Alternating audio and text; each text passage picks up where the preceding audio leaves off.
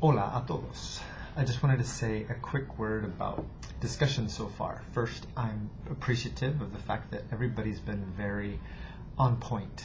There have been lots of great discussions about 100 Years of Solitude and Paz and our other readings, but not very many tangents. And so when somebody does talk about a tangent, they apologize for it. And I just wanted to say that I am pro-tangent. There's a concept in education that divides learners into global and analytical. Analytical learners would ask questions like, is this going to be on the test? They tend to excel in the sciences. They value precision and focus. Global learners might not really care so much if an instructor, if he was talking about America in the 1800s, if the professor starts talking about what's happening in China and how immigration of railroad workers influenced America. They would like that larger global picture, and it wouldn't seem like it's off topic because it's a course on American history, but instead it's looking at a bigger picture. So I am pro-tangent, and I want to encourage those in you and lead by example. So I'm reading off of, I have a different book from y'all, but my page 300, this is when Amaranta dies. We're in the middle of this paragraph spans 3 pages, and Amaranta is talking about preparing for her death, and death has come and told her that she will die once she completes her burial shroud. It was then that she understood the vicious circle of Colonel Aureliano Buendia's little goldfishes. The world was reduced to the surface of her skin, and her inner self was safe from all bitterness.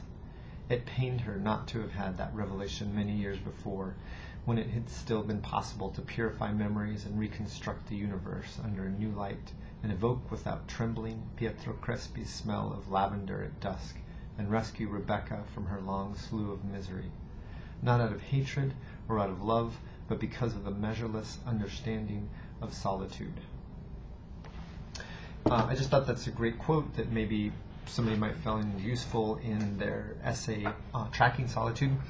But I wanted to read you a Thomas Tranströmer quote. He is a Swedish poet, and it's on that idea of death, or visiting and preparing us for death. This is his quote. In the middle of life, it happens that death comes and takes your measurements. This visit is forgotten, and life goes on. But the suit is sewn in silence. So this is from Black Postcards, his book of selected poems. So I offer that because that passage about death preparing Amaranta reminded me of that Thomas Tranströmer quote.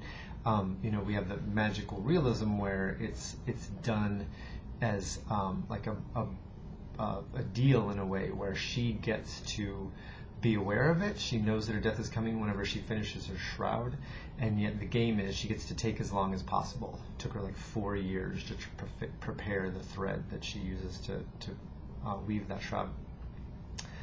With the Tranströmer quote, it's a little bit more of the Western tradition in that we don't know.